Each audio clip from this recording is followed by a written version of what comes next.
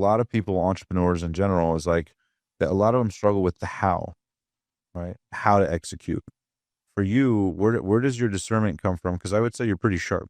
Like even just being with you a couple of days, where does that mental acuity come from? Because I'm sure you'd admit you're pretty sharp compared to most in certain areas. You're very like on point. I'm sure in other areas, we all have strengths and weaknesses. But for you, where does that mental acuity come from? Where does that edge come from? Where's that hunger come from? Having a student's mind, always understanding that there's a high likelihood that I'm wrong. I laugh at myself a lot for being wrong all the time. Mm-hmm.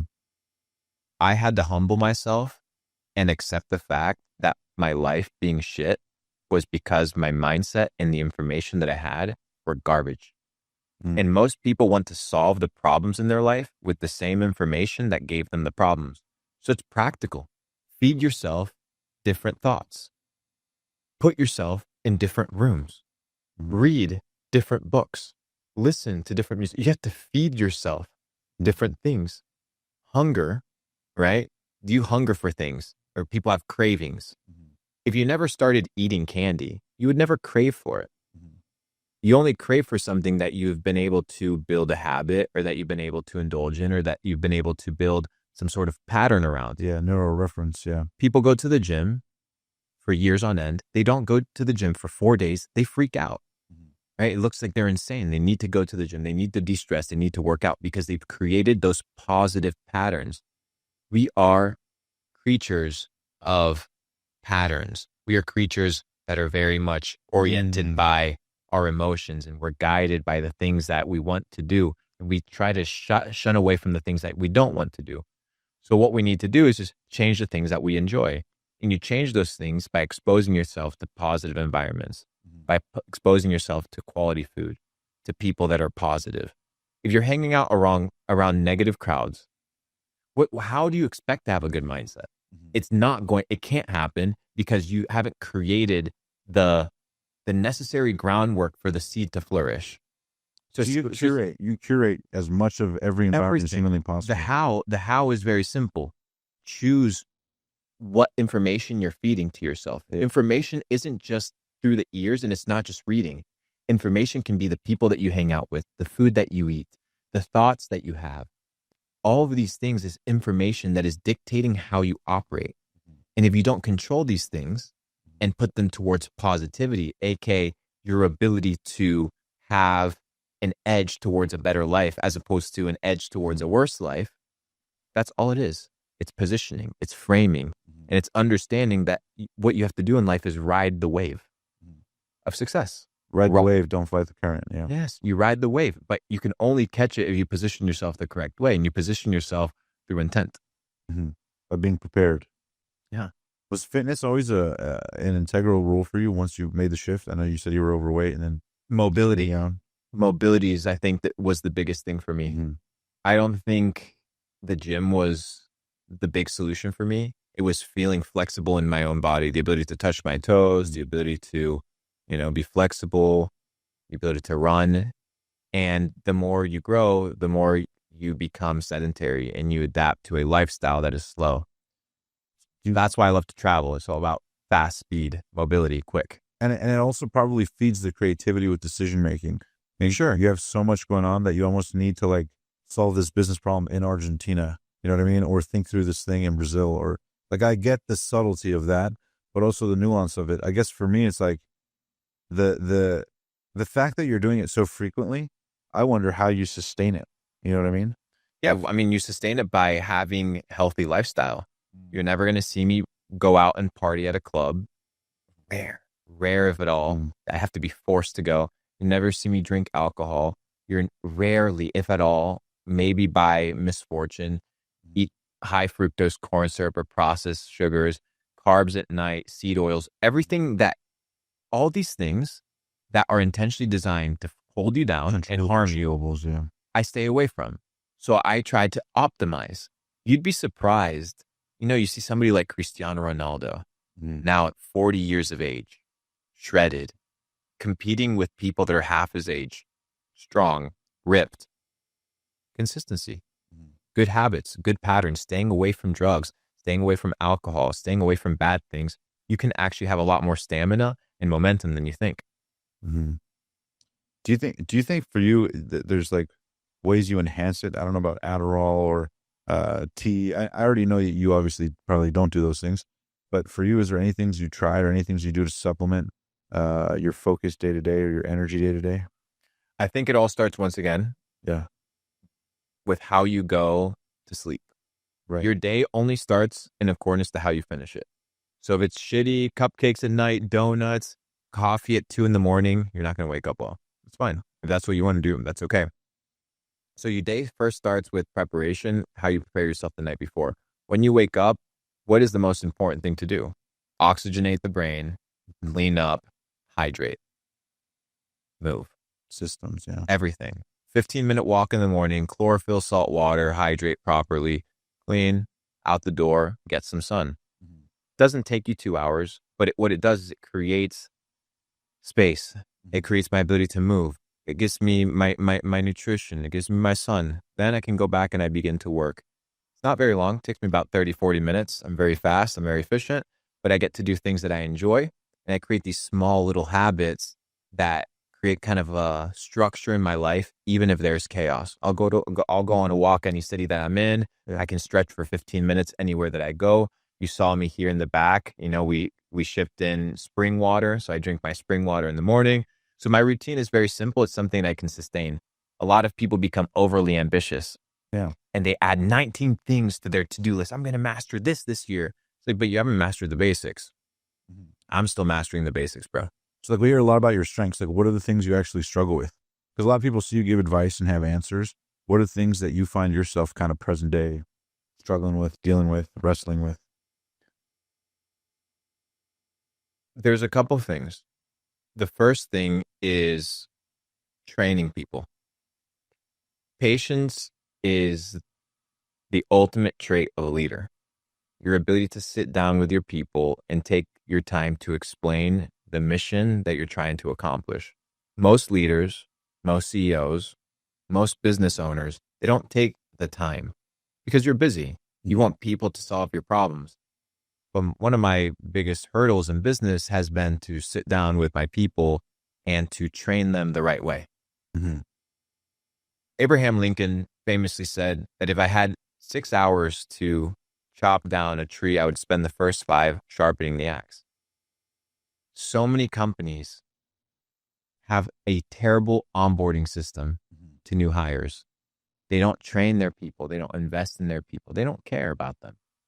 So once I realized that that was negative, what I had to do was begin to create incentives for people to thrive outside of me having to police them.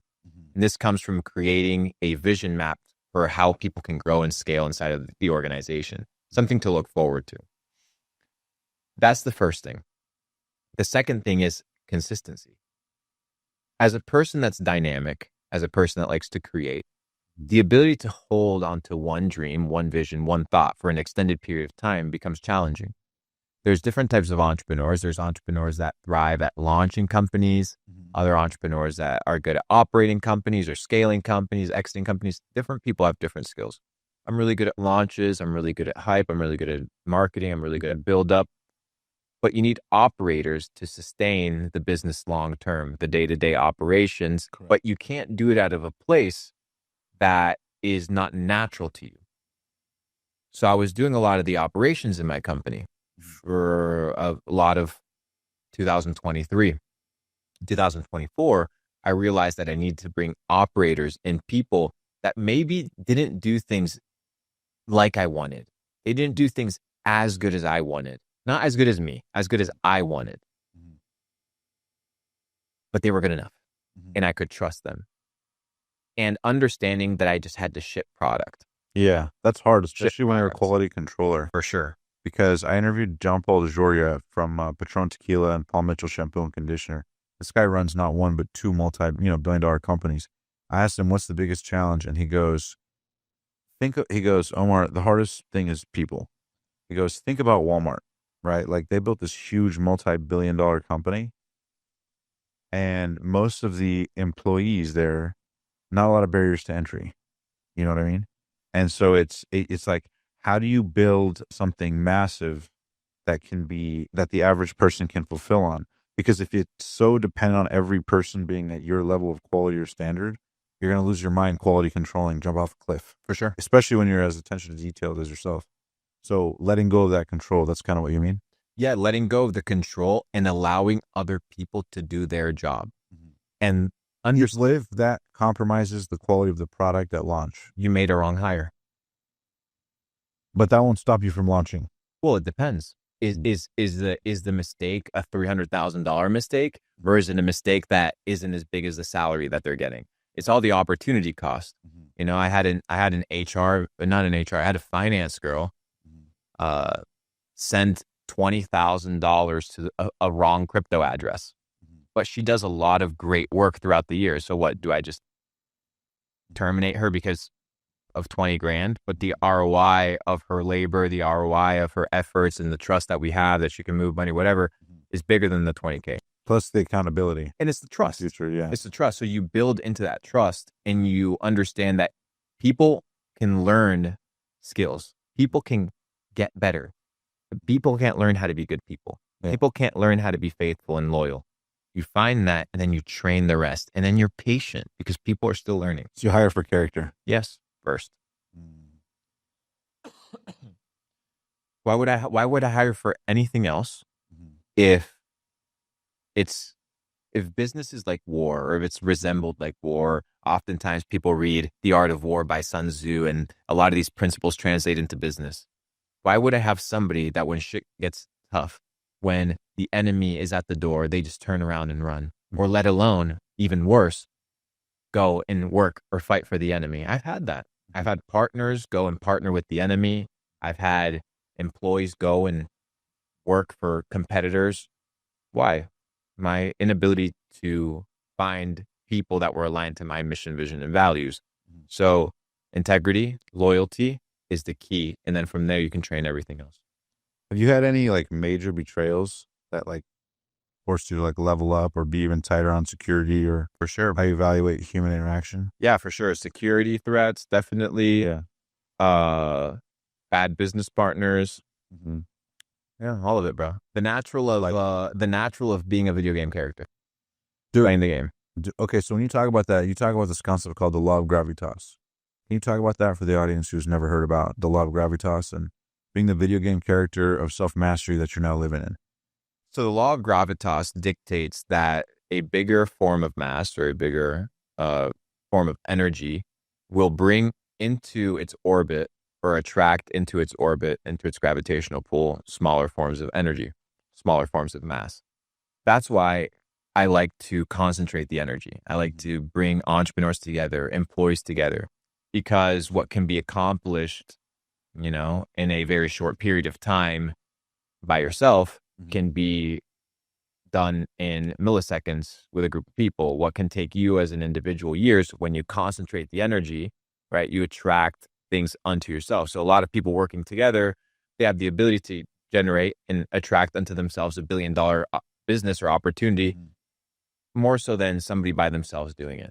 So the law of gravitas is about concentrating the energy, bringing people together, associating towards a specific common goal or purpose, and attracting those things that naturally gravitate towards that concentration of energy. Pretty cool concept. Dude, it's amazing. And not only that, you're what, only 29?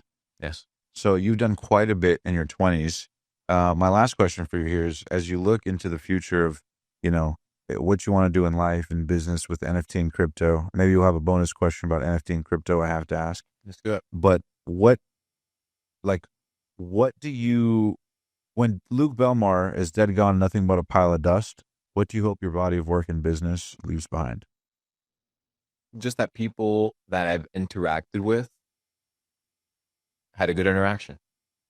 That I was a positive influence to them, not a negative one. And that I was a beacon for people finding truth and not lies. So that's good enough. I don't care to be remembered. I don't care to have my name on any billboards or signs, or none of those things matter. The greatest innovations of our time, you know, most people don't remember who made them. Julius Caesar, one of the greatest emperors of Rome. His name's been relegated to a salad. Mm-hmm. So, name, status, legacy don't really mean much for me. To me, it's about here right now with you, having a good conversation, leveling up, and being able to replicate that in the present moment with every person that I interact with. So my bonus question, and I appreciate you sharing that. My bonus question for you is, when it comes to so much, like I remember yesterday, so much of what you do, like I was asking you logical questions, and I remember you talking about the energy. How much of the energy informs what you do in life and business and is who you are in terms of a guiding principle? Here's what I mean.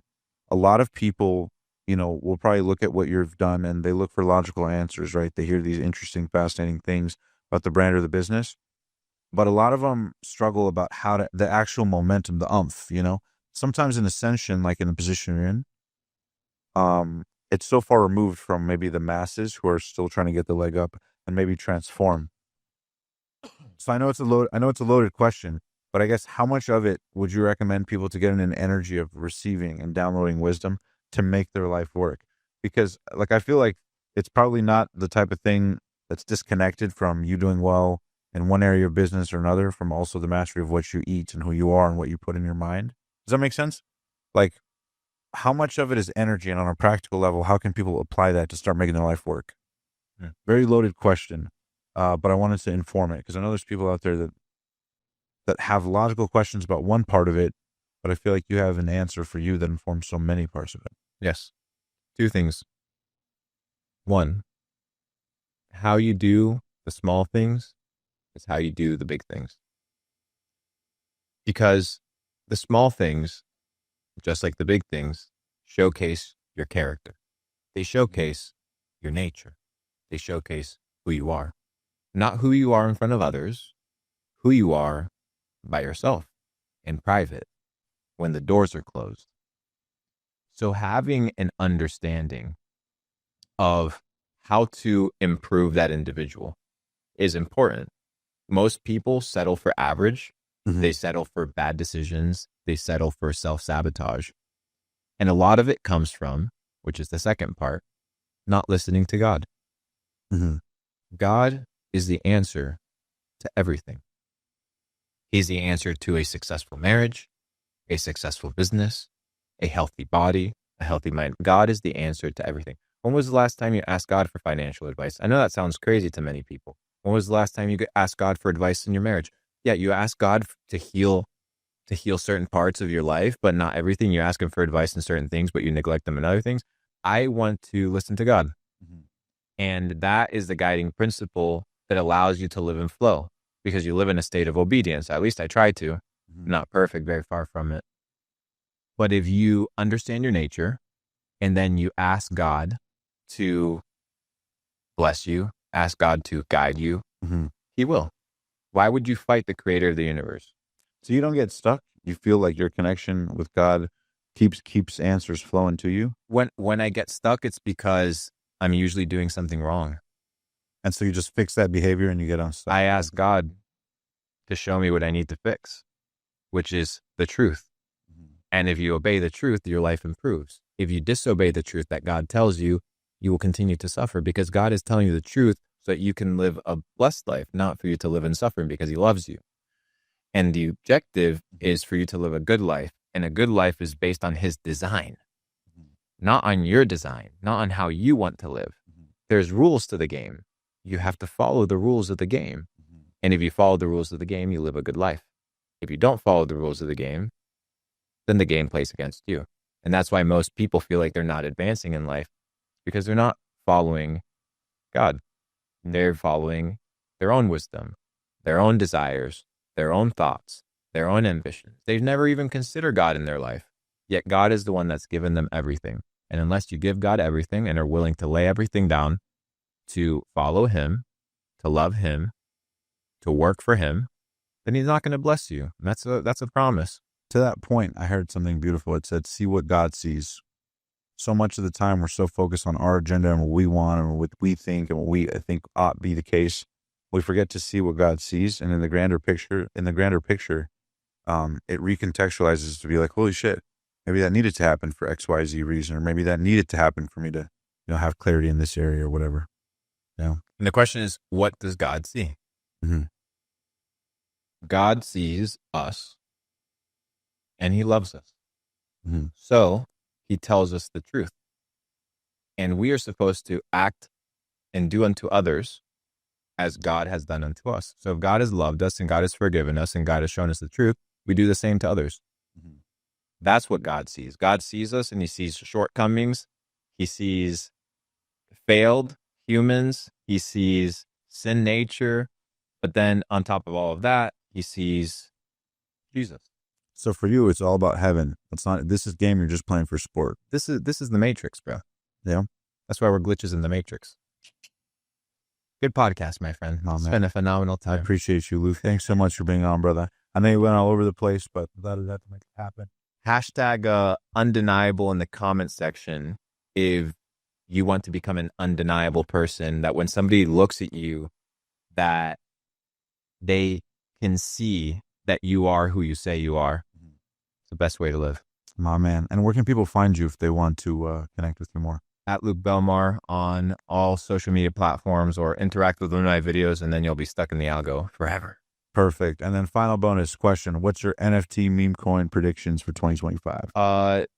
Pudgy Penguins NFT continues to become and remain the number one NFT Web3 project in the world. It's a multi-billion-dollar market cap. It's phenomenal. And Bitcoin going to $150,000 to $175,000 2025. Bull runs back. Stay tuned. Take care, guys. Till next time, live strong, live with passion, and go make those dreams a reality. Thanks so much, Luke. Appreciate it. Brother.